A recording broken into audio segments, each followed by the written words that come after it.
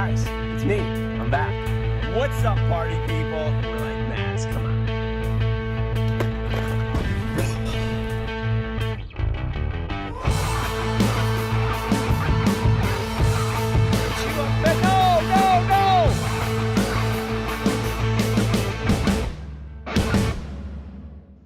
All right, this show is taking a turn for the.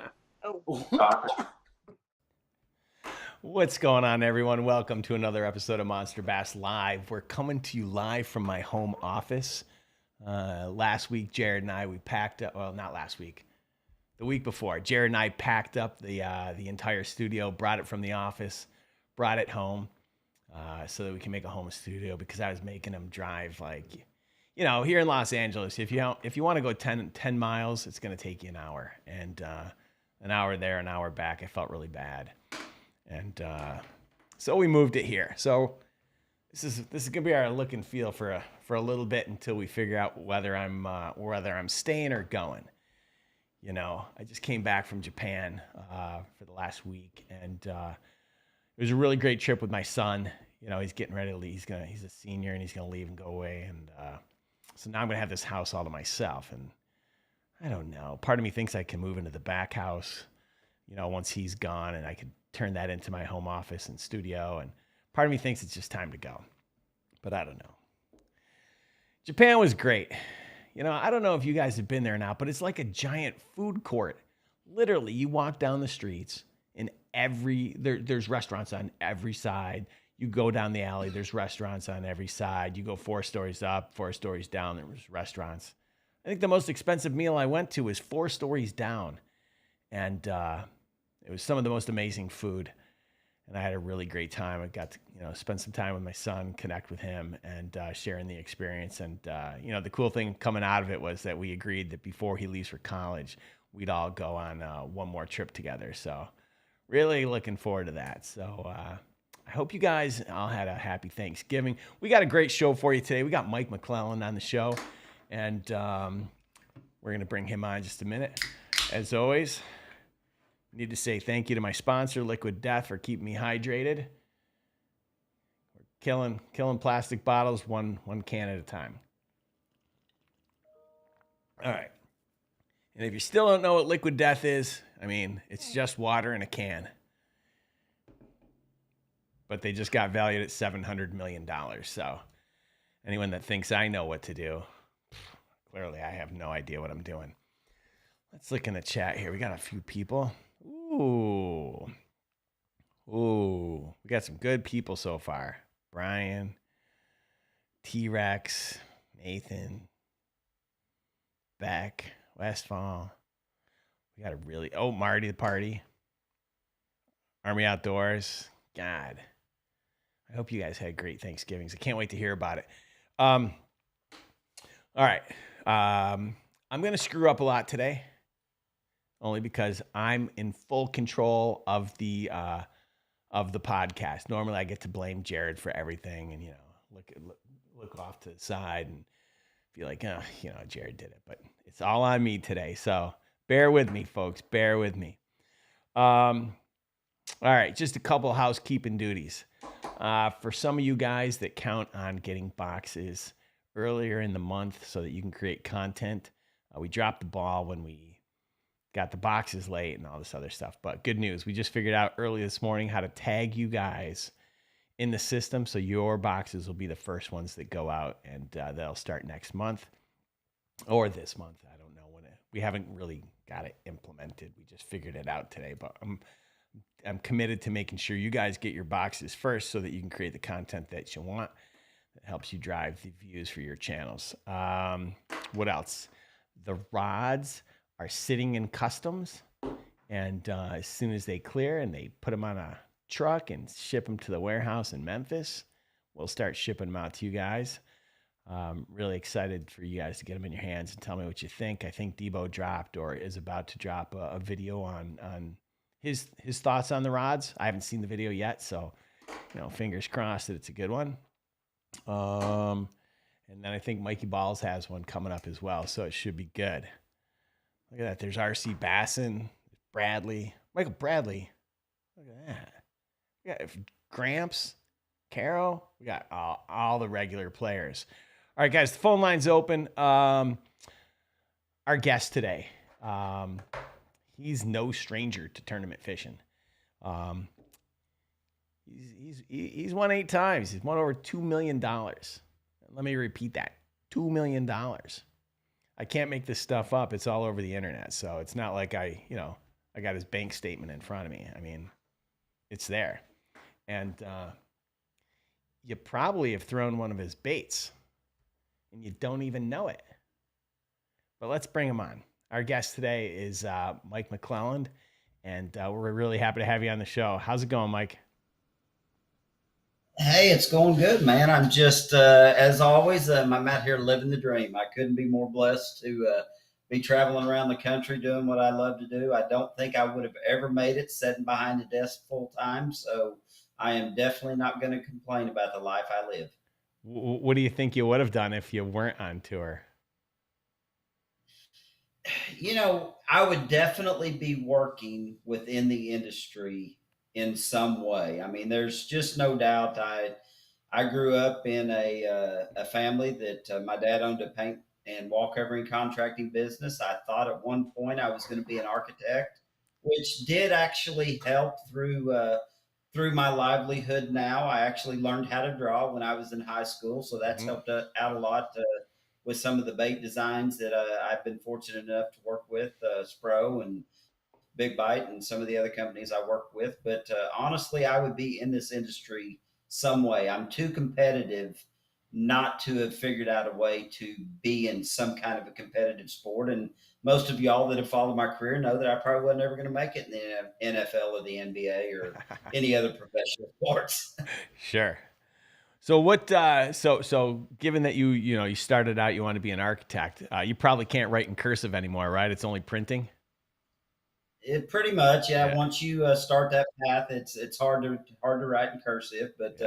I still, sign my name that way and a few other things that I'm required to do. But yeah, printing becomes a big deal. I don't know if I have maintained that nice, neat print that architects have, but I still get along in life. Yeah, when I was a freshman in college, I wanted to be an architect, and I remember that homework: go write the first 20 pages of the book, or go write the alphabet like hundreds of times. And I'm like, oh my goodness! And so now everything I can't I can sign my name, but that's it. I have lost all ability to write in cursive. Not that it really matters anymore, but my printing's still pretty good, so that's good. I got that It going was for me.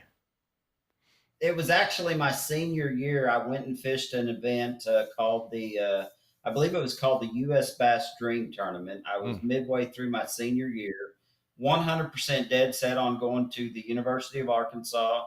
Go Hogs, by the way.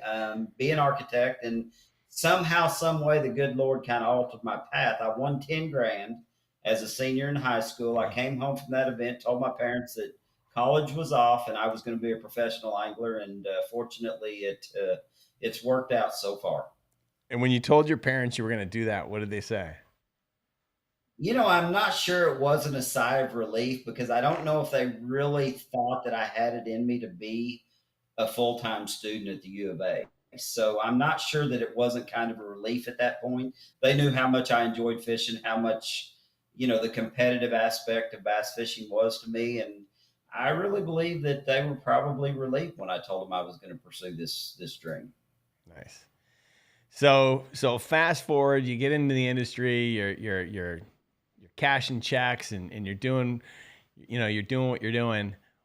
What led you to product development? Because there's guys that just have sponsors, but like to actually have product that you design is totally different. So how did that come about? I guess where that really all came about was early on in my career. Sprobate Company was relatively new to the industry. They had come with a line of very realistic looking crankbaits and a number of different products that probably actually were ahead of their time Hmm. when they hit the market. And I actually, a gentleman by the name of Tim Norman, don't know how many of y'all remember, but Tim was with Spro early on. And Sid Reeves actually met with me. And I don't remember exactly where the meeting took place, but they knew my fascination with jerkbaits. Growing up there on Table Rock Lake, fishing in the Ozarks, they knew I had a real desire to, design or at least to be involved in jerkbait design. And they were like, well, we would really like to hire you, but this is what we're after. And it was a really unique process. Excuse me. As I remember getting into fishing, everything I'd always heard was, all these bait companies had lure designers that worked for them. And basically, you kind of just told them what you wanted. They designed it, and then they sent you prototypes to test. And it didn't work that way with Spro. The thing that was cool about Spro is they're like, you're the expert. You put down on paper what you want. We'll build it and see if we can make it work. And that was what was cool, just due to the fact that I had grown up fishing the jerkbait so much there on Table Rock and Bull Shoals and the surrounding Ozark lakes. I had thrown every jerkbait on the market up until then. So basically, what I did was I morphed everything I liked about individual jerkbaits into one specific jerkbait, which is now known as the McStick, or we also have the McRip line. And I mean, we've got 5 different models now. We've got the McStick 95, the McRip 85. We've got the 110, and then we have the 95. And we just introduced and released the new McStick 110+1. So it's never been about them just taking something and designing it. It's been about me actually having to draw it out, the dimensions, the shape, the size, everything about it. And then it becomes a challenge making sure the way the lip is placed on the bill, the way the line tie is placed on the bill, that the bait actually does what it's supposed to do. And so what didn't the other jerkbaits do that you wanted to see McStick? Or is that not something that I think in the early days, there was a number of different baits on the market. Of course, we all kind of grew up throwing the old Smithwick Rogues. Sure. And the biggest thing that the Smithwick Rogue didn't have was casting ability.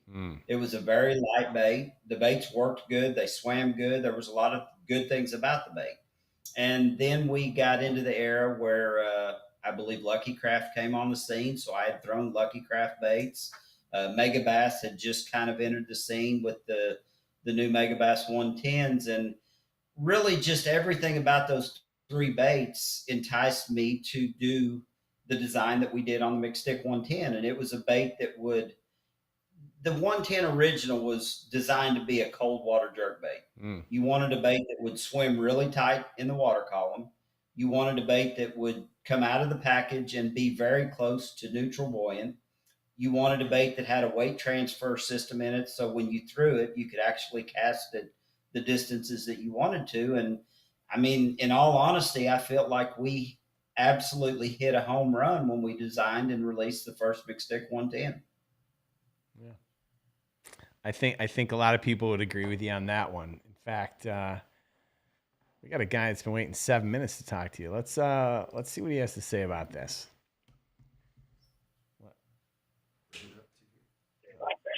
Oh, go ahead, caller.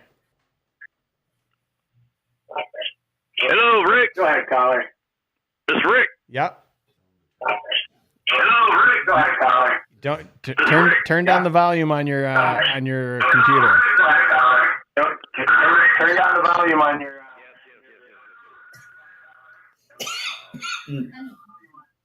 Hey, can you hear me now, bro? Oh, we can hear you just fine. How's it going, man?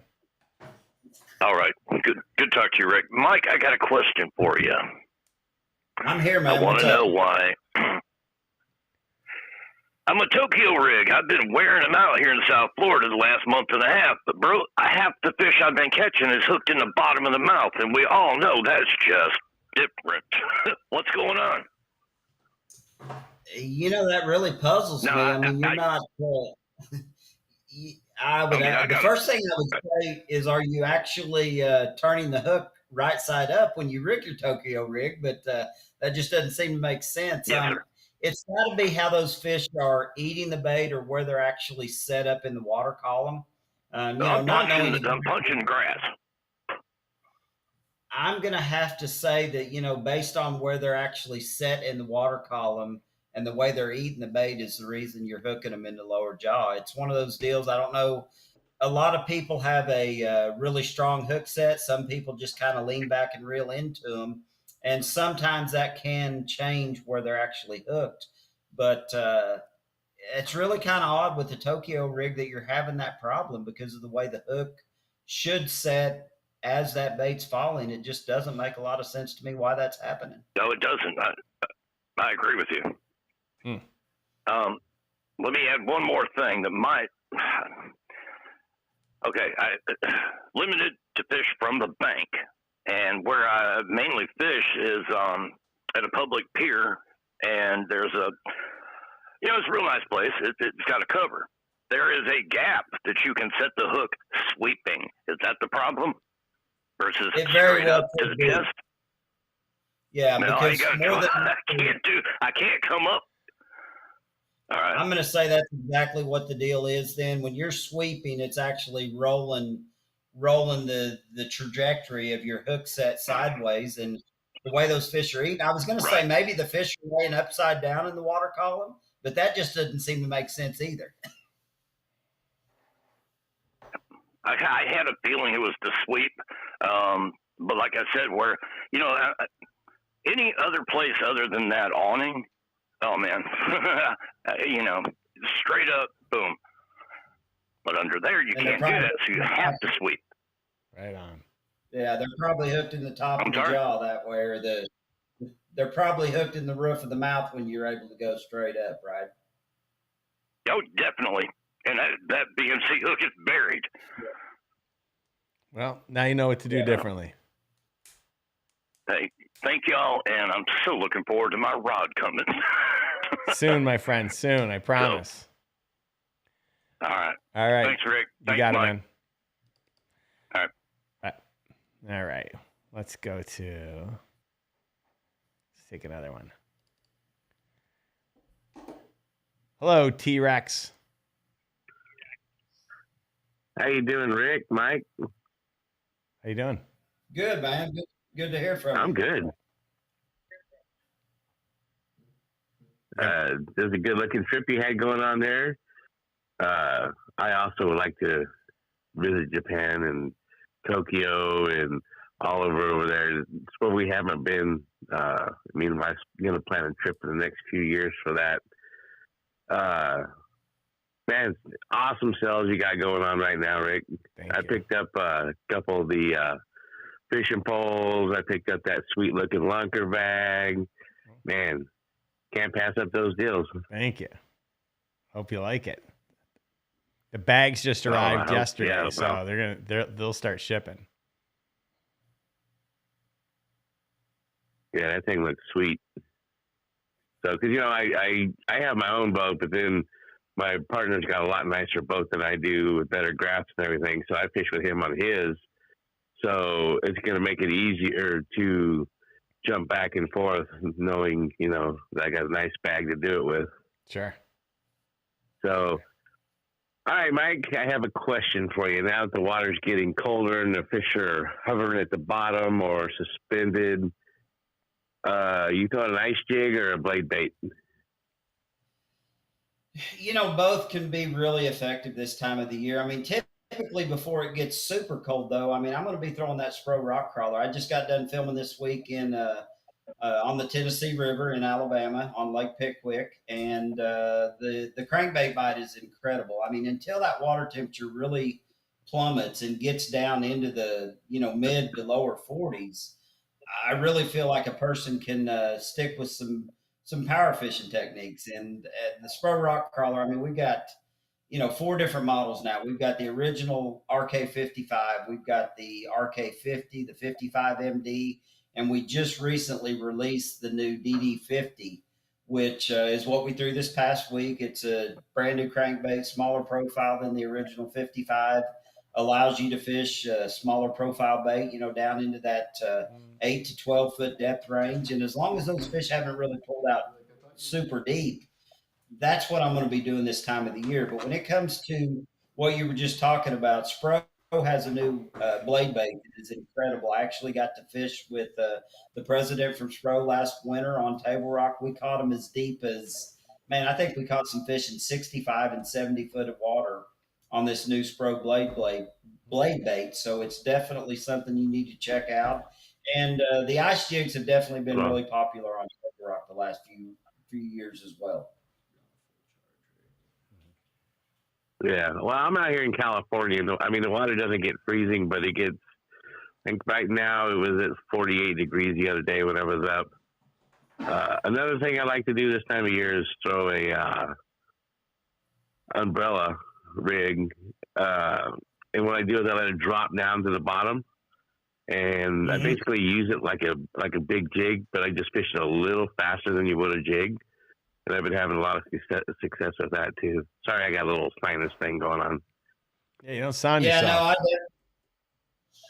no, I definitely understand where you're coming from with the umbrella rig. As bad as I hate to say it, I was one of the ones that was never a fan of the umbrella rig being able to be used in at least the tour level tournament events. So I don't throw it that much. But the few times that I have thrown it, I mean, Big Bite makes some incredible, various swim baits. I mean, we've got the Pro Swimmer, we've got the Cabela's or the XPS Swim Minnow that Big Bite actually produces. There is a ton of the Suicide Shad, the Cane Thumpers. I mean, there's a lot of good opportunities from Big Bite to rig that umbrella rig up with, and that's definitely a way to catch them. I mean, like I said, I love to throw that crankbait. The McStick comes into play when the water gets colder as well, especially on those days that you've got some sunshine. The bait lifts up in the water column. That's when a jerkbait really shines, and I just I really miss not coming to California. I used to make a trip out there from time to time. We got to fish Clear Lake, the Delta, and a few of those other lakes, and got to spend time with my good buddy Jared Littner out there fishing a few lakes. And it's a cool place to fish. You guys are really blessed with some of the fisheries you've got out there for sure. Yeah, I live right here by Fresno, so I fish Millerton, Cahuilla, Don Pedro, New Melones, Delta, Clear Lake, Cahuilla, a bunch of other ones around here. I basically fish them all. It just depends on where the tournament's at. This next year, I'm going to be fishing in 2 different tournament leagues, so it's going to be a busy year.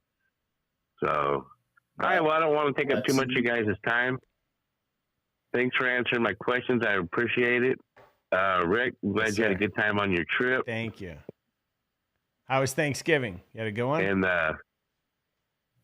oh yeah, I smoked up a 29-pound ham. 29-pound ham. Yeah. How many people are you feeding? Well, I took half of it to work with me to feed all my work staff. Nice. Because I made them a big dinner, and then I also made my family, which is pretty good size. I made all them dinner too. Good work, man. One of these days we're gonna. All right, man. Well, feel better. Take care of yourself. I'm gonna try to. Oh, go ahead. Oh yeah, I just, it was windy out on the water the other day, and when I got up the next day, I had a sinus thing going on, so I'm taking medicine for it. I'm almost cleared up now, so. But I'm gonna try to come down and knock on your door the last week of December if you're gonna be around. I'm gonna be around for a couple of those days. It really depends on what my New Year's Eve plans are. Well, they told me I had to take a week's vacation before the end of the year, so I took the last week of the year off. So smart. You should give Rafi a call. Oh, I'm planning on it. I can't come down there and see you without seeing Rafi. No, you should give him a call today. All right. All right, man. I'll talk with you later. All right. You guys have a good one. All right. Bye-bye. All right. Before we get to Marty, golden tickets. I don't have one here, but as you know, golden tickets. I took a Plano, I think it's called a Plano Weekender bag. I took a Plano Weekender bag, filled it full of baits. I don't know. There must be $250 worth of baits in there.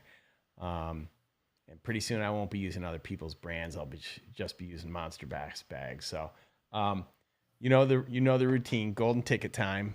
So your Monster Bass subscription box has an individually numbered golden ticket. If I call out your number, email me at marketing@monsterbass.com. We'll take care of it. And we'll get that bag off to you. I would love somebody to win and then agree to come on the show and show everyone what they get. The last kid that won it, his mother didn't feel comfortable that him coming on the show. And I was like, okay. But anyways, all right, first golden ticket, 09110. And the second one is 14293. I think I've got like 4 more to go. So, Mike, what's your PB? My PB, I have not weighed. I have weighed 2 or 3 during competitions that were right around the 10-pound mark. In fact, I just remembered one this week. I caught a 915 at Pickwick many, many years ago. And Gerald Swindle beat me that day with a 10 even. So I thought I had big bass locked up all day. I've truly caught 2 that I think were true teen fish. I caught one at Lake Amistad one year prior to a Elite Series event, and I had a guy with me that had seen a number of teen fish, and he's like, that's a 13 all day long. And it was one of those situations. I was actually throwing a Gamakatsu hook without a tip and without a barb, but somehow the fish ended up at the side of my boat. I just put my hand in her mouth, kind of held her to the side, and then I hooked one at Lake Fork, throwing a big line through swim bait that didn't have a hook on it, and the fish actually came up 3 times and tried to wallow and jump, and it was definitely a teen fish. I mean, I truly think it could have been a 14. Wow. So, yeah, those are the only 2 giants, though, that I can truly say. I've caught a 10-6 on some of the lakes that we used to live around in Bella Vista on actually on a Spro BBZ, and it was a lake that they stock trout in, which I know you guys are familiar with that out there in California, but it grew some giants, and there was always a few giants that came out of there every year. Nice. All right. Before we take our next call, I just want to say hi to Kylie Kyer. Hope you're having a great day. All right. Let's go to Marty. Hello, sir. What's up? How are you? How's it going? It's great. How are Wonderful. you? I'm doing great. How are you? Yeah. Living the dream. Living the dream. Trying the best I can. Right. So, yeah, you gotta do that. Yeah. I mean, I wish I was Mike and was living that dream, but I'm just sitting here in my basement working for the Navy doing my thing. But I'd much rather be out there on a nice boat catching fish and making tons of money. But it is what it is. Well, but hey, I got a couple questions for Mike. This year in the middle September to middle October, the jerk bait was just tearing it up here and where I fish in Virginia. And I had a blast. The water level was real low, so just bringing it across the top of the grass was just amazing.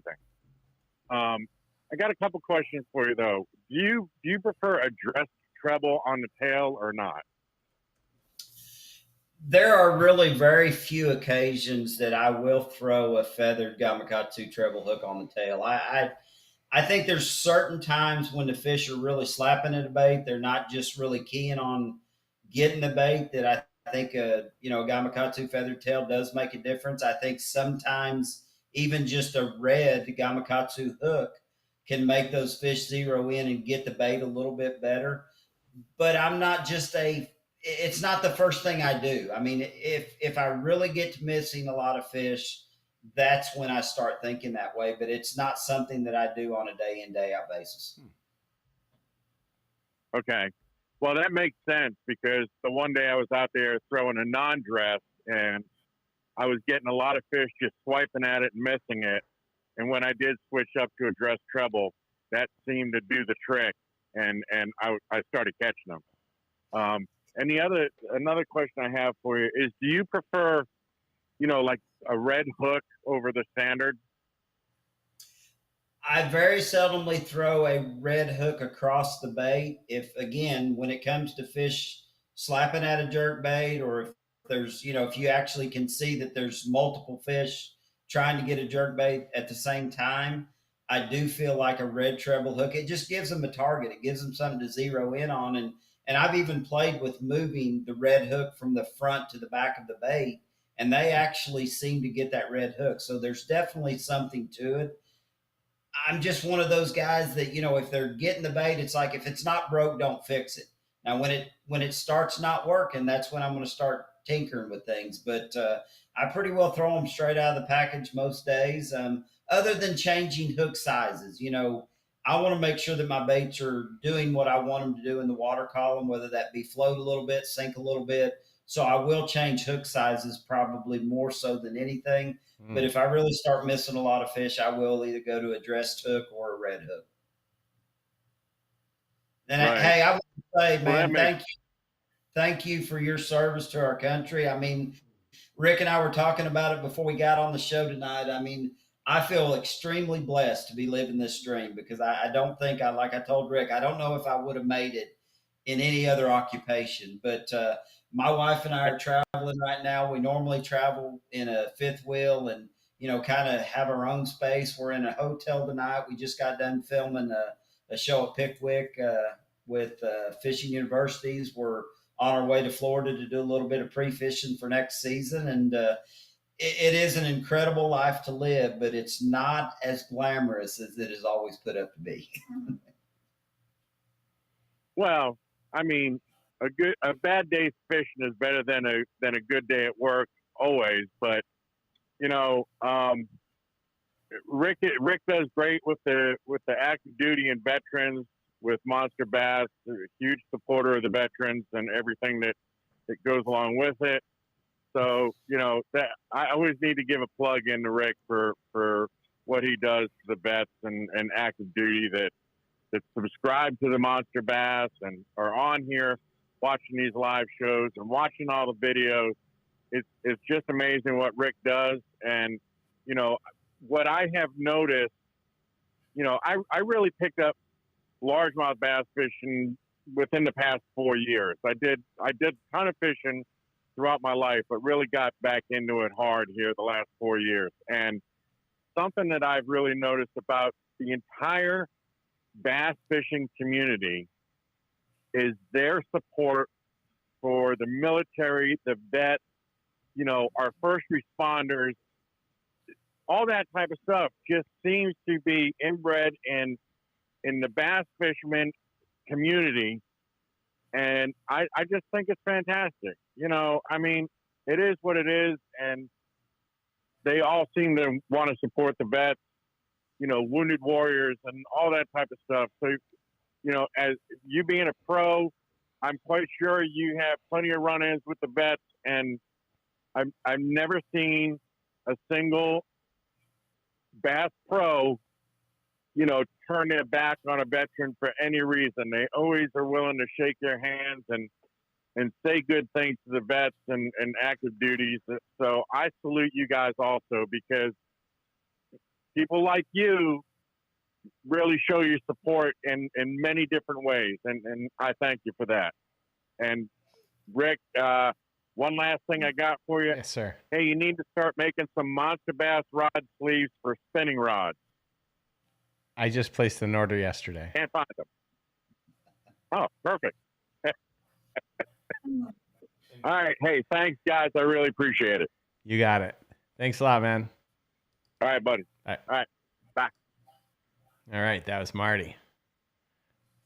That was really cool to hear what he said, and I would have to agree. I mean, it wouldn't be possible for any of us to be living our dreams as professional anglers if it wasn't for all those serving our country. And I think that is the reason that most of the bass fishing community, and I shouldn't say most, all of the bass fishing community really does whatever we can do to support whatever causes are going on. I know Johnny Morris at Bass Pro Shop a couple years ago had the big event down there. I actually got to, I guess you would say, be a boat captain or a observer for one of the vets that had been, I believe he was a Purple Heart recipient. There were two of them there that were competing head to head. And I don't remember who the other pro was that rode with the other. I think it was Stacy King. We each got to ride with the veterans. They were fishing head to head. We didn't fish, but we were kind of like I don't know if you want to say their coach, their mentor, whatever that day. And it's just like, it was such a cool experience to be involved in a program like that. And as well as I do, Johnny Morrison Bass Pro Shop do an incredible job supporting the vets and what they do to support our country. Yeah, totally. I got to choose my words carefully here. I think that there's a lot of people that take for granted the sacrifice that these men and women have made so that we can just have what we have on a daily basis. And it's definitely something that I hold near and dear, because I didn't serve, but I have a ton of respect and a lot of love for everyone else that did. So it's something I can definitely get behind. And I think this next caller. Hello? Hey, what's up, Rick? Who is this? This is Army Outdoors. I know. Hello, Army Outdoors. Well, definitely got a Navy called in, so now the Army's got to call in. Okay. What's the Army got to say today? No, I echo a lot of what he said. Thank you for all that you guys do for the veterans. And one thing he said I can definitely attest to is when I went to the Classic last year, it was so cool meeting all the guys. And like he said, no one hesitated a moment to stop and shake a hand, take a picture. And I met Mark Zona, Brandon Polinac, Mike Iaconelli, all of them, got pictures with them, all of them, plastered all over Facebook. And you remember a couple of weeks ago, Brandon Polinac literally has the coin I gave him on his nightstand. That was just like crazy. Like I'm just a guy. Yeah. I definitely thought that was pretty cool. And I said that last week, fishing community is so cool and it comes together. So thanks again. I say it every time, but thanks for all that you do to support us. I started kind of late into bass fishing too, just like Marty, and at this now, almost 10 years now. Wow. 10 years of a 20-year career and still going. So it's right on. You got a question for Mike? Yeah, I was thinking, just kind of going back to the previous question, like we're kind of just coming off of that. When you started into the professional series, how hard was that transition? And then, like, what do you wish you would have known then, or what kind of things would you like to change, or what would you want to see new? Because it's definitely evolving and growing and evolving over time, and the advent of social media and stuff. So how was that transition, and where do you see it going?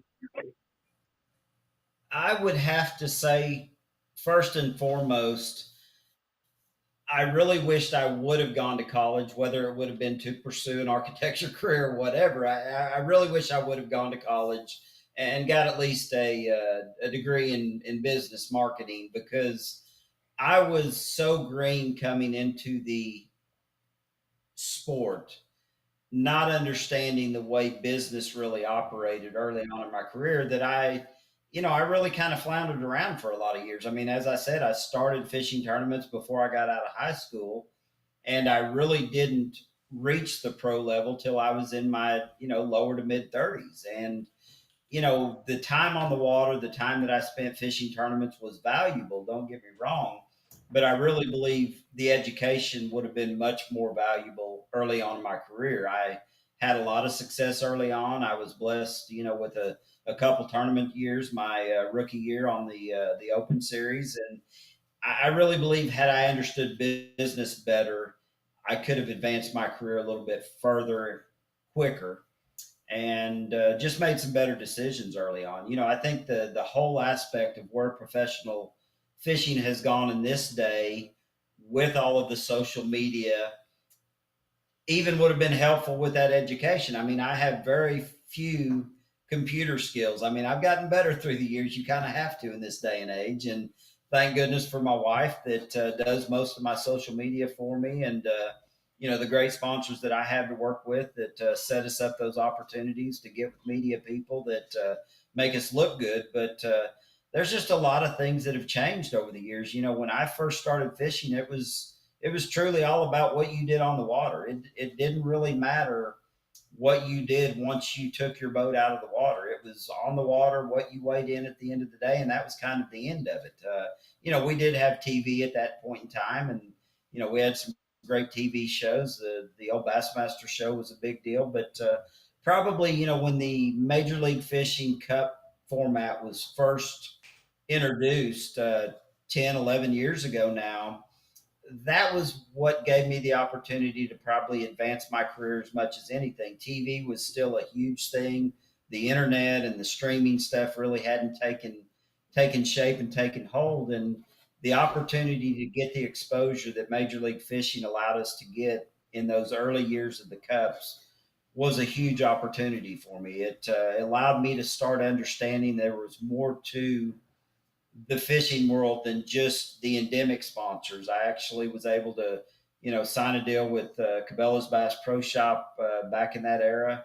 Geico was one of my non-endemic sponsors, and it really allowed me to understand how the non-endemic sponsorship world works. And that's one reason today that we're sporting the Andy's Frozen Custard hat. It's just understanding what a non-endemic company seeks from a professional angler. And fortunately, the social media aspect of it hasn't completely run me over. I feel like I've kind of held my own, and it's been a lot of change and a lot of crazy stuff going on in the 23 years I've been pursuing this and fishing professionally. Yeah, I can definitely see where that was coming from. I've been in the Army now since 2001. I came in at 17. And here it is 21 years later and still going. And we see some of the same things. It's having to adjust and adapt to new things. But I think ultimately it just kind of brings people into the sport. And guys like Fishing with Gramps and OEF5, we're all like trying to come together and do a lot of stuff for fishing and promote it on social media, because it's a good release for a lot of veterans. And those of us who've seen the crazy stuff that we've seen, it's actually a good release to get out on the water and see it. And then just seeing you guys with all your social media, and I personally am drawn to the channels that promote fishing and like day-to-day stuff, because then it makes it more relatable. And a few of the guys out there, even veterans themselves, lunkers and yak packs and stuff like that. So it's cool, and I just enjoy following you guys and being a part of the team, and still sifting through all the tackle that Rick sent me, sitting here on my second bedroom floor, but I need to get off work early enough to use it. Right on. Yeah. Well, once again, thank you for your service. It's a huge part of, like Rick said earlier, why we can do the things that we do and enjoy the freedoms that we have. It's incredible. I don't know if y'all can see my lab. She's decided to set up on her bed behind me, but she travels with us everywhere we go. And you mentioned something a while ago about getting out on the water. I was on the water with a gentleman the other day, and we got to talking about just the fact that in this hectic world that we live in, there's nothing better than spending a day on the water. Now, I will have to say competition changes that a little bit, but when you just get the opportunity to spend a day on the water, you pretty well forget about everything else that's going on in life. And the fact that, you guys serve our country the way you do, giving us that opportunity. And I know that you enjoy that day that you get to spend on the water as well. It clears your mind and makes the day a lot better. Yeah, it's funny. Here on the base, everyone knows my truck, and they see my boat hooked up all the time during the summer. It's like never comes detached, and everyone tells me I live vicariously through you. But it's funny going down to the boat ramp, and guys are like, "Oh, I wanted to get one of those, but the warden won't let me." And I was like, "The warden?" And he was like, "Oh, the wife." I was like, "Oh, okay." Well, as I mentioned earlier, I've got, I feel like one of the best wives in the world. She's got to spend, I guess, the last 5 or 6 years running around the country with me after she stayed home raising the boys till they got out of the house, the first 15 or 16 years of my career. So, it's awesome to have that support. And, I guess they always say that, the woman behind the man is really the whole aspect of things. Yep. And the traveling's definitely great. I've been fortunate enough to be to 48 states and 17 countries so far. So it definitely opens your eyes and allows you to see things through a different lens. So. But alrighty, I will let you all get on to the next caller because I'm interested to see what Brendan had for dinner tonight. So good to talk to you, man. Thanks for calling in, man. Great talking to you as well. Thank you so much. All right. Talk to you guys later. Yeah. I haven't seen Brendan in the chat, so maybe he's not here today. I got a question for you before we go to Chauncey. Fishing the 5-fish format, MLF announced that change. What do you think that's going to do to the playing field? I mean, I'm assuming almost all of them, everyone grew up on the 5-fish format. Having every fish count, did that favor a different type of angler? I'm not going to say it favored, well, okay, yeah, maybe it doesn't favor a different type of angler. Mm-hmm. I think it favors an angler that enjoys just catching fish versus an angler that has the mindset of, I don't care how many bites I get today, as long as I know a handful of those bites are going to be better than average fish. Mm-hmm. We have seen over the past few years, I mean, the guys that do well in the Major League Fishing, every fish format counts, mm-hmm. cross over and do just as well fishing 5-fish formats. I mean, Jacob Wheeler, Justin Lucas. I mean, you can just go down the list of the guys that have had success in Major League Fishing. They still win 5-fish format tournaments. Now, me, on the other hand, and what is going on in this day and age is a prime example of where I'm at. I was never that guy. I grew up in the era of the 5-fish format, mm-hmm.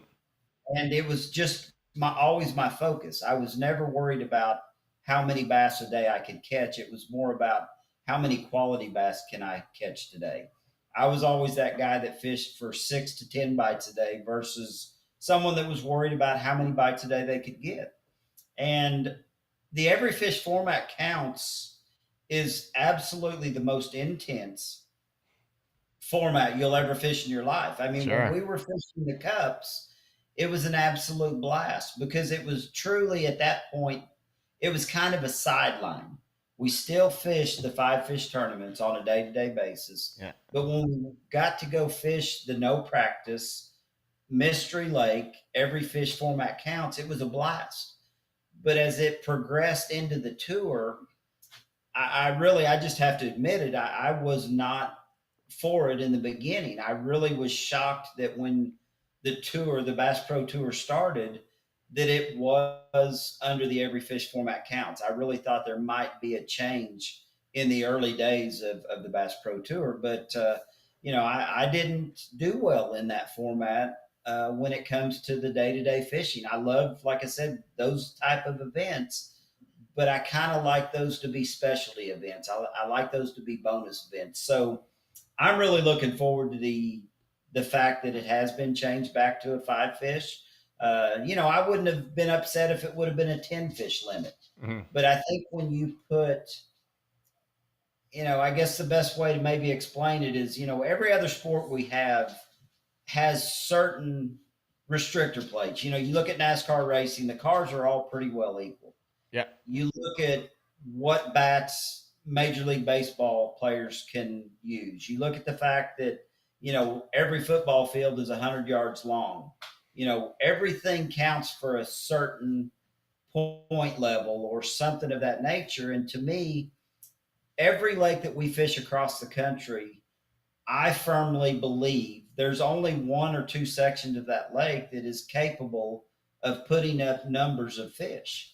And if you're not that angler that fortunately lands in that section of the lake, it's hard to compete in that format. Sure.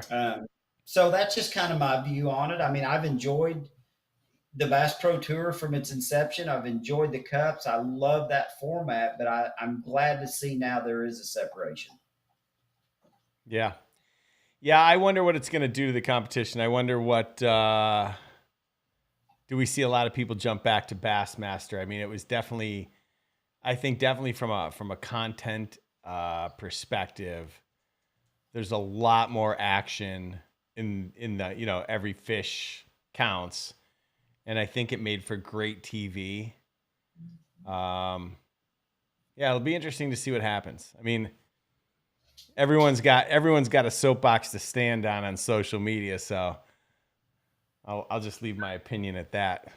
We'll see what The one thing I else. do want to bring up, though, that still differentiates the Bass Pro Tour and Major League Fishing from bass is the simple fact that we know the score. We know the live score as Sure. it happens, and it's the true score.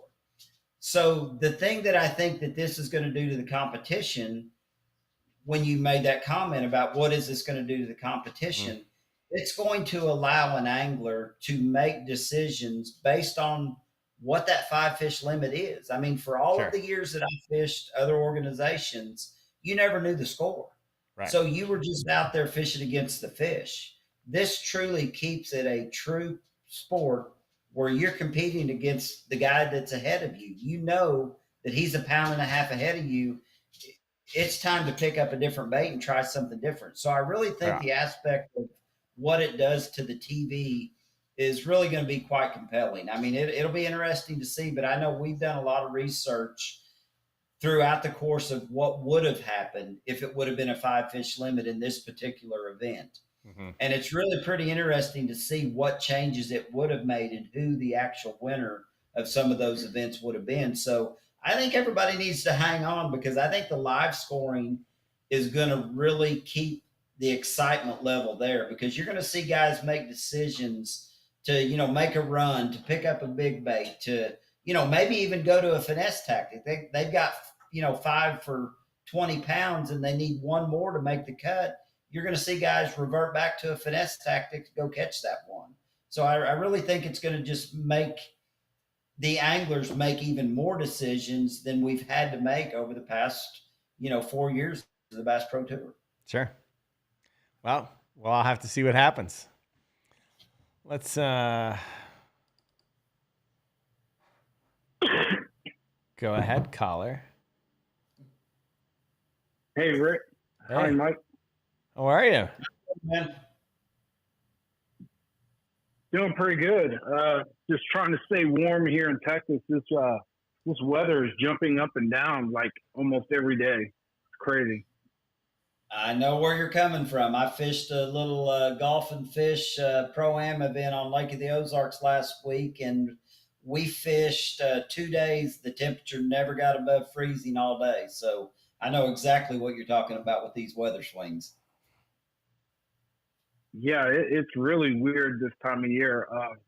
In years past, it hasn't been up and down like this during this November, December time frame, but it's weird. But anyways, I got a question, Mike. With the rods that you use, and there's been plenty, I'm sure, that through the years that you've used, what do you look for? What's your best qualities that you find in a rod that suits you best? There have been a number of rods that I've used throughout the course of my, 30 plus years of fishing. Probably the biggest thing, I mean, I've been throwing Falcon rods now since I guess 2003 or 4. So quite a while, almost 20 years. And the reason that I had made that decision to switch to Falcon in that era was I look for a rod. I don't like a parabolic rod. And Falcon rods across the board, they build a few rods that are parabolic to suit specific styles of fishing. But I want a rod that's got more of an 80-20 bend. And when I talk about that, I want a rod that's got a fair amount of backbone, but the action becomes the tip action. You've got faster and slower tips, to do a variety of different things. So that is probably the number one quality I do look for in a rod. The fact that Falcon has just always used premium, you know, components across the board is another big key factor. I mean, the number of eyes that are on a rod. If you look at a lot of other rods on the market, Falcon typically has more guides on their rods than other companies do. And there's just a lot about a Falcon rod. And there's a lot of good rod builders, you know, throughout the industry. But for me personally, those are the style rods I look for. A rod that's got more backbone and the action is created in the tip of the rod. Okay. I'm going to kind of put you on the spot, Mike. What are your thoughts on the Monster Bass rods that are about to be released? He has no idea. I really don't have any idea. In fact, I didn't even know about it until Rick. Have you seen them on the website and stuff and through Grant? Have you seen that YouTube video that he may have made? Come on, Chauncey. He's not watching. No. Not that. Of course, he's a big supporter of Gramps' channel. I'm not saying that he's not, but I'm saying, you know, he's been busy fishing and filming, and he hasn't had an opportunity. In fact, there's only on my social media, so I'm not in tune with it. Everyone else might be. Don't worry, Chauncey. Fair enough. If you contact, I'll tell you what. All right, Chauncey, you contact me tomorrow. Yep. I'll go see what's left in the prototypes that are in my garage, and I'll send you one. How's that? All right. Sounds great. No. Does it sound really great, or are you just like, you don't sound excited? Oh, it sounds really great. I've been waiting for these things to come out so I can get my hands on one. I know. So if you're going to send me one, hell yeah. All right, fine. But like I said, there's a lot. A really good question for you, Mike. I got a really good question for you. And I get a lot of mixed answers from the pro side, from amateur side, and semi-pro, but I want your take on this. All right. Okay. When you guys are out there on the pro level, do you guys ever turn off your grass for the fact of maybe too much interference when you're trying to fish and it messes with the fish?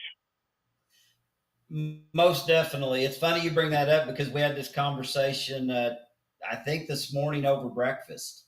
In this era, due to the fact that we now have such incredible technology with the Garmin forward-facing live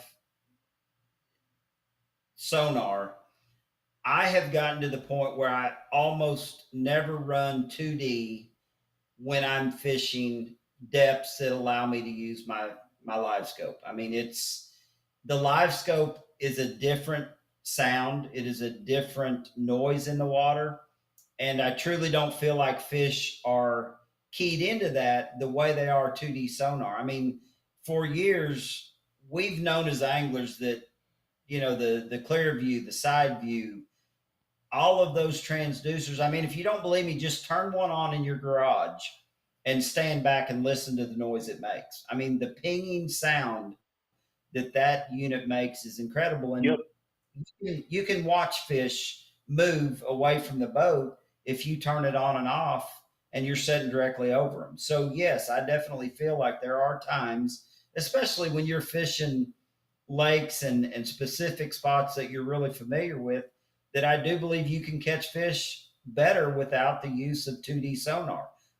As I said right now, I don't think they've really keyed into the live scope, but I think that day is probably coming as well. I'm starting to see that, like when I'm out there, and sometimes I completely turn off my graph, the bow and the helm, and sometimes I just fish blindly, and I've actually won a tournament with them off. And it makes me wonder whether we should just go ahead and turn these things off. And, as long as we know the depth and the water clarity that we can actually see, I mean, why not turn these things off and start fishing blindly? Just to, see if we could start catching more fish that way.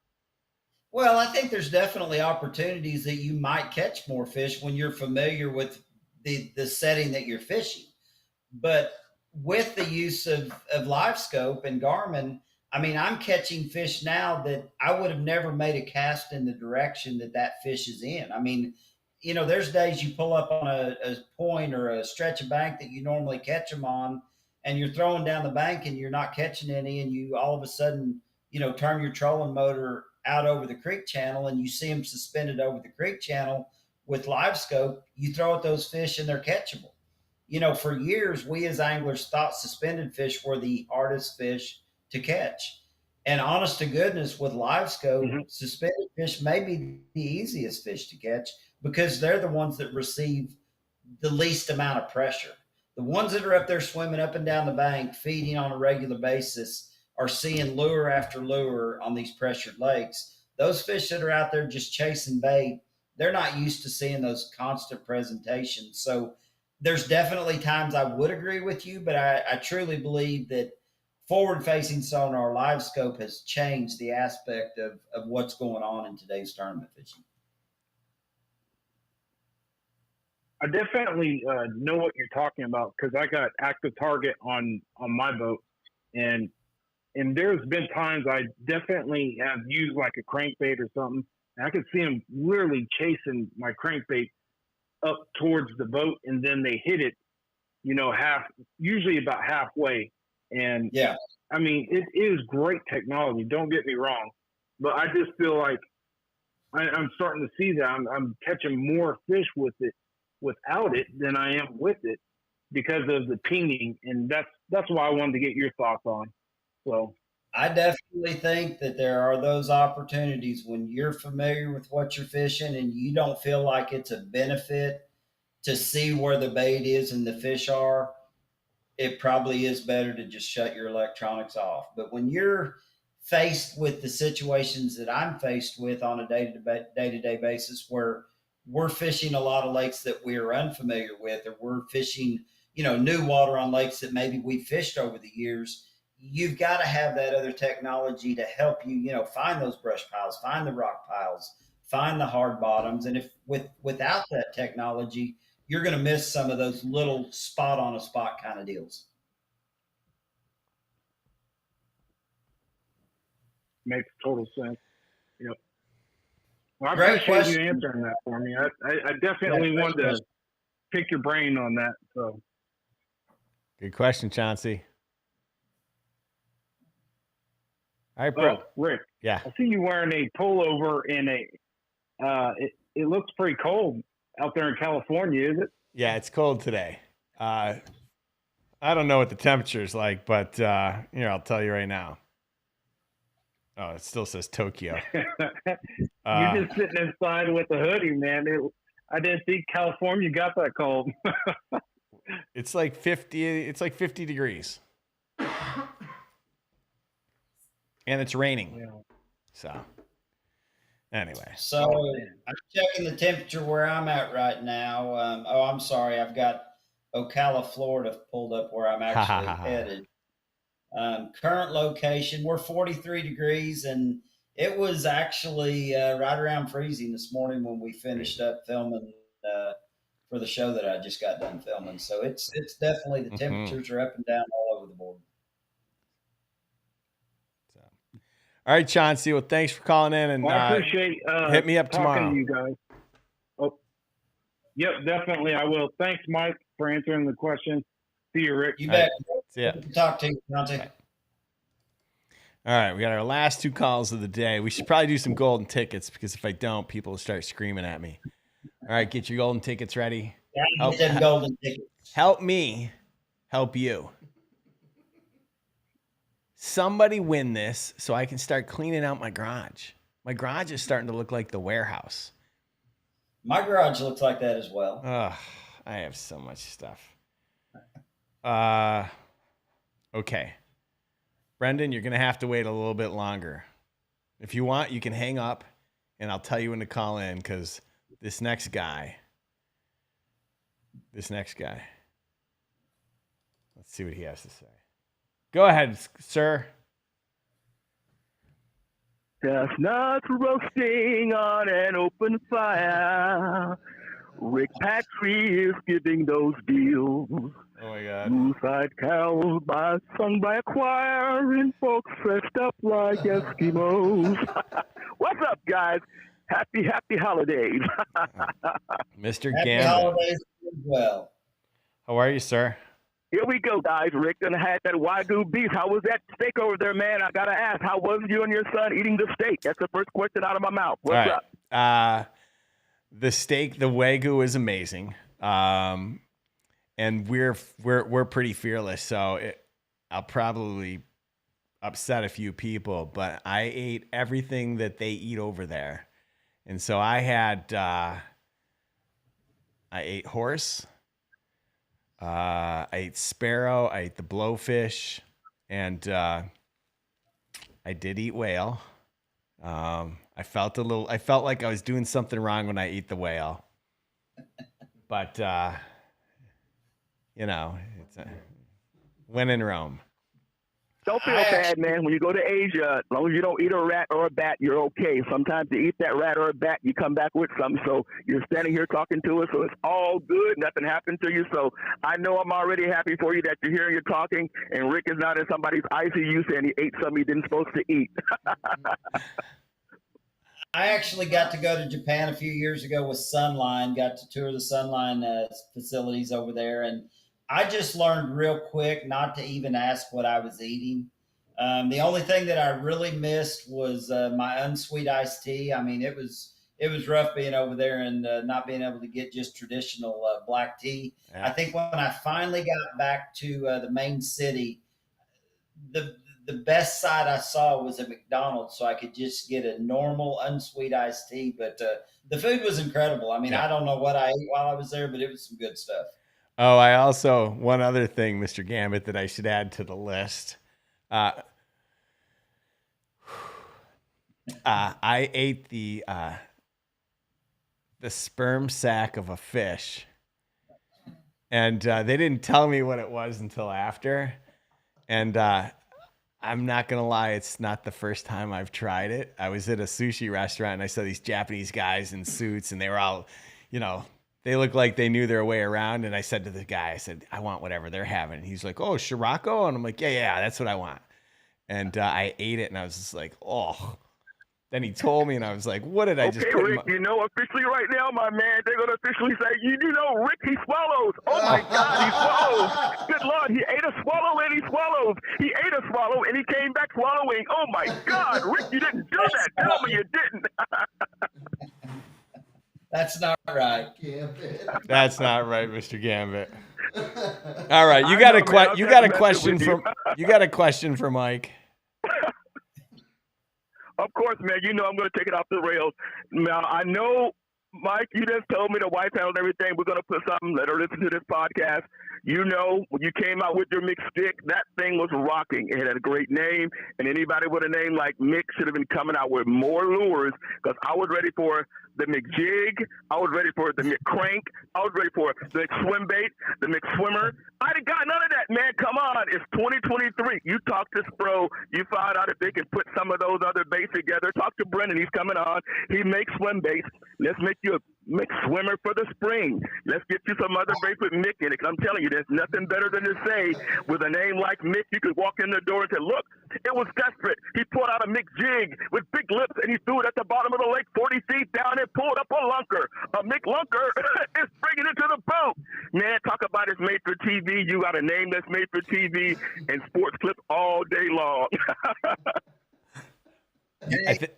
Dude, I appreciate the heck out of that. And as bad as I hate to say it, there were some names in the works. But for some reason, the McDonald's attorneys felt like that we didn't need to go there. They allowed us to keep the McStick, but they said they would come after us if there were any more Mick products put into the Spro line at that time.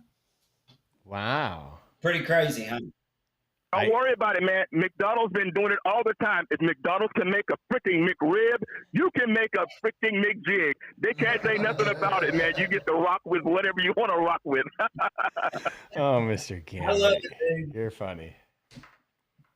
Love it. Now, guys, Rick, did you tell him while you were flying back that you were running buy one get one deals at the beginning of the week? And go ahead and let him know. Do a little housekeeping now. Rick did a deal. Said, hey, we got buy a bait, get a bait. Buy some lures, get a lures. Buy a pack, get a pack. If you're not on Rick's VIP list, you got to go to monsterbass.com. Leave your name, leave your email, leave something there so Rick can send you something that gives you a deal. It is that holiday season, so somebody is going to be buying a lot of stuff at good prices because these are the times that you save that money on your tackle. It is December. So look at these 12 days of Christmas. Get those lures at monsterbass.com and save yourself some money. I thought you said you were in control of this show, Rick. Yeah, I let the prisoners run the prison. All right. I know, man. I have to take it off the rails just a little bit. Well, all right, guys. Merry Christmas. And we're going to keep doing it. Rick, keep doing what you're doing, man. Give me a call this week if you can. Let's talk. All right, buddies. Take care of Mike. Good talking to you, my man. Now, when the heavy hitters come up, if you made heavy hitters, go ahead and throw that Mick jig, man. Throw something heavy and big and get the lunker. Yep. That's Mr. Gambit. He was awesome, man. He's the unofficial hype man, and I don't. All right, we got to be really quick with these last two calls. Brendan, you should call. No, because Brendan needs to call in really quick. Go ahead, sir. Hey, Rick. Yes, sir. Yeah. I don't know if you've been monitoring the chat or not, but you have a person on here, bass fishing. Yes. This time of year, having a little bit of hard time getting money together. So myself and T-Rex and RC Bass can push some money your way to get this guy his Monster Bass box for December, if you can do that. So we pushed $60 in to Monster Bass to get that guy his bass box. He doesn't want to lose his subscription, so as an early Christmas gift, we got together and we want to keep this guy getting your box. Can you do that? I can do that. That's really nice of you guys. I'll make Cool sure deal, it man. happens. So What you don't know is he's a father of 3 girls, and he took a brand new job. He took a new job and he questioned whether or not he was doing the right thing.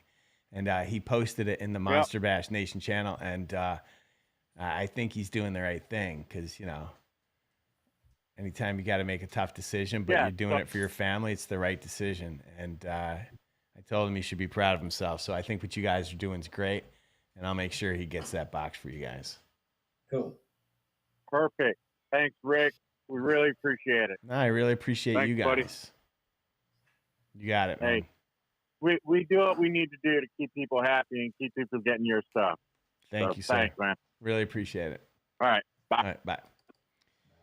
Man, I got to tell you, I always say we have the best audience. What's the matter, puppy? I'm on a show. I got to go. No. You got to go outside? Will you see if he's got to go outside? Go with Jared. Go with Jared. Go. Yeah. All right. Last. Go ahead. I'm just saying mine has found her way to the hotel room bed by now. Oh, all right. Last call of the day. He's always the last call of the day, so that's why we know who it is. Go ahead, sir. What's going on, Rick and Mike? What's going on? Good to talk to you, man. How are you, Brendan? I'm doing pretty good. A little bit chilly, but I spent some time down in Florida, so it was nice and warm down there for Thanksgiving. So, Rick, I hope you enjoyed your trip to Japan. I'm assuming one of you bought a Red Ryder BB gun, so that way you guys can start shooting sparrows. I'm assuming, anyway. Totally. You guys are going to be in the backyard. I do that all the time. Yeah. Yeah, I'm not sure how you... I don't know how there's much meat on those at all. But let me tell you, tried one. There was not a lot of meat on the sparrow. In fact, like they spatchcocked the sparrow. First of all, I don't know how they spatchcocked the sparrow. And I'm walking down the street coming from some temple, from some Buddhist temple, and there on the street is the grill, and I'm like, oh, I want one of those. What is it? And she's like, oh, it's sparrow. And I'm like, I'm thinking to myself, this doesn't look that great. And I don't drink beer, but I was like, you know what? They're serving beer on the street too. I'm like, give me a beer and a sparrow. And yeah, I can't tell you whether I liked it or not. It just, there wasn't enough meat for me to figure it out. So whatevs. Well, it's an experience that you can say now you've done. So yeah. So Mike, I do have two questions for you. And one of them is, I know you love the mixed stick, which you designed, and the rock crawler as well. I know you have a ton of different colors that you've made for both of those. Some of them are custom that you have a custom painter figure out for them. What is one color of the mixed stick and the rock crawler that you can never like that you can't live without? You know, I've got to say, still today, and it was one of the very first colors that actually a good friend of mine from Lake Ozarks area in Missouri painted up for me, called Blue Bandit, is definitely the one color in a mixed stick that I would never be without. And when it comes to a rock crawler, I really have to say Phantom Green, day in, day out, is probably my go-to. It's, you know, it's somewhat translucent, has a little bit of an orange tip on the tail. You know, but it's just got a little bit of everything to hit every niche you need. You know, it's got that cream colored belly. So, you know, it's crawfish looking, it's brim looking, it's even, you know, got the flash of a shad. So those are my two go-to colors, Phantom Green and Blue Bandit. Definitely good ones. I think that Phantom Green one, I have a few of those in the rock crawler. And that is definitely one of my confidence colors. It definitely can imitate a lot of different things. It's a really good color and a really good bait too. And I was wondering, what water temperature do you like to start throwing the rock crawler? And do you throw it all the way until the water like ices over, or do you stop in a certain point in time? You know, the biggest thing that you have to look at is the season you're talking about. In the spring or late winter, transitioning into the spring pre-spawn, I really don't ever want to say it's a specific water temperature that encourages me to throw a rock crawler. Growing up, I had an uncle that was a guide on Table Rock Lake, and we didn't bass fish until the water temperature hit 52 degrees. And as a young angler, I kind of thought, well, bass don't bite till the water temperature gets to be 52 degrees. But what I have learned is over the years, it's not about what the water temperature is, but what the water temperature has been doing. I've seen times on Table Rock that the water temperature bottoms out in the upper 30s. And as soon as that water temperature starts warming in the spring, those fish will start biting a crankbait. So I've caught them in 40, 42 degree water, as good as I've caught them in 50 and 52 degree water. So don't ever get, I guess, caught up in that specific water temperature. It's more about the fact that the water temperature starts coming up in the spring. And then when you start talking about the fall, as long as there's fish in the depth range that I feel like I can reach with my rock crawler series, I'm going to keep throwing it until it gets to the point where there just aren't fish at a reachable depth. In the fall, it's more about the water temperature falling. I mean, generally it takes that water temperature to get down into the upper 50s and even down into the mid to lower 50s before they really start biting it good in the spring or in the fall. But again, it's more about the drop in water temperature than a specific water temperature. So don't get caught up in that, I'm going to throw it at this specific water temperature. Pay attention to the patterns of the weather and what the water temperature has actually done over the last week or few days. Okay. Well, thank you. That really does add some insight to fishing the rock crawler. And do you have any mods that you like to do to either the mixed stick or the rock crawler? Because I know the mixed stick and any like a suspending type jerkbait, those are kind of hard to balance because you have to make sure they actually suspend at different water temperatures, and changing the hooks or even the split rings off of those can change the actual suspending of the actual jerkbait, make it float, sink, or suspend, or sink rather fast. So do you do any mods to either the mixed stick or the rock crawler? Yeah, you pretty well hit it on the head, and it really kind of goes across the board with the rock crawler and the mixed stick. The rock crawler is definitely more of a buoyant bait, but there are times when the water temperature gets colder that I want to slow the buoyancy factor down. So I do upsize my hooks on a rock crawler occasionally to number 4 Gamakatsu trebles. Sometimes I'll even go to a 2X strong hook to add extra weight to not only the rock crawler but the mixed stick. And there are certain times of the year that I want my mixed stick to actually sink. I mean, especially today with the ability to look at where those fish are on forward facing sonar. If I don't feel like I'm quite getting my mixed sticks deep enough, I always add, split rings or hooks to get that bait to sink a little bit, to get the bait a little closer to them. And the other factor there is you talk about balancing the bait. I always start adding weight to the front of a bait before I'll start adding weight to the rear. I always want those baits to stay nose down. It's going to help with the diving trajectory of the bait. It's going to help the bait when you move it. When you stop moving the bait, it always falls nose down. And to me, that's just more of a natural thing that a shad will do at times. When you twitch the bait, the head comes up, but then when it's just dying, it kind of falls back down nose first. And to me, that's what is a big key to weighting your mixed sticks for sure. Okay. That's awesome. So I've been messing around with recently this past month and a half on the rock crawler on actually cutting it open cutting a hole in it and putting resin in there, like a 2-part resin. I haven't messed with like a 2-part foam yet. And I've been messing around with that to get it to have a more balsa bait type action. So if you've ever seen the Depths of Oak, that has a really similar action to a balsa crankbait. And I'm wanting to get that balsa action in a deep diving crankbait like the rock crawler. And the wiggle wort is a great one, but it doesn't have that same action as a balsa bait, but I want it to sink at the same time so I can get it down extremely deep down into the water and actually get to the bottom of where some of those fish are feeding on crawdads and whatnot. So I've been experimenting with that. So I'm hoping I'll be able to get the formulas down in time for next year.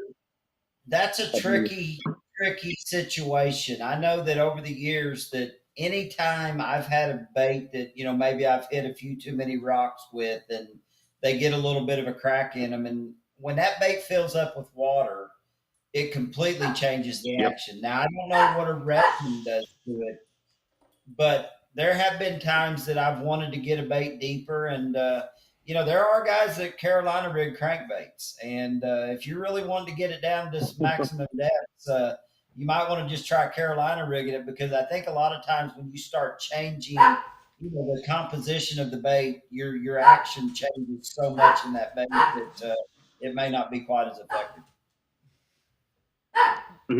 I've never heard of anyone Carolina rigging a bait or a crankbait. That's pretty interesting. I'll have to mess around with that.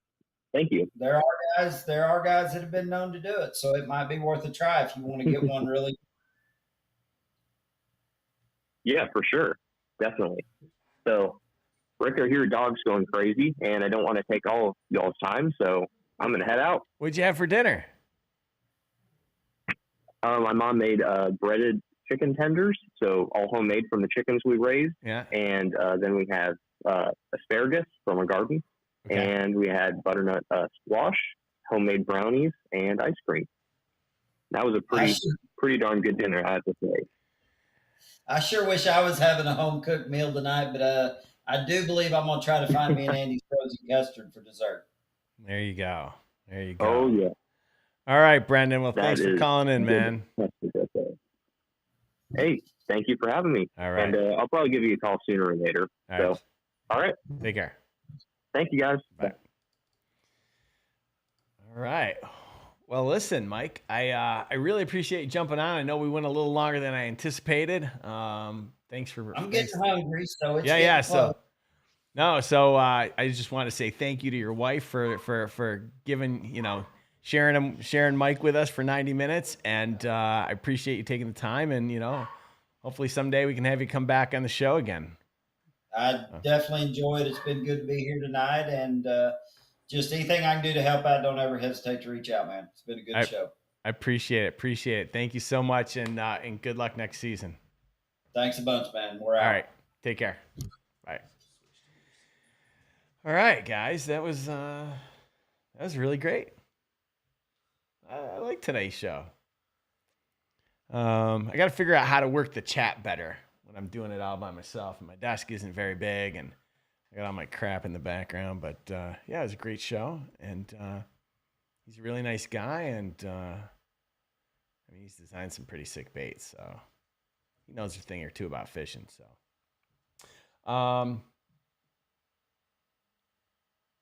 we're supposed to have a show next week, and it's supposed to be me and Gramps. Jared can't be here.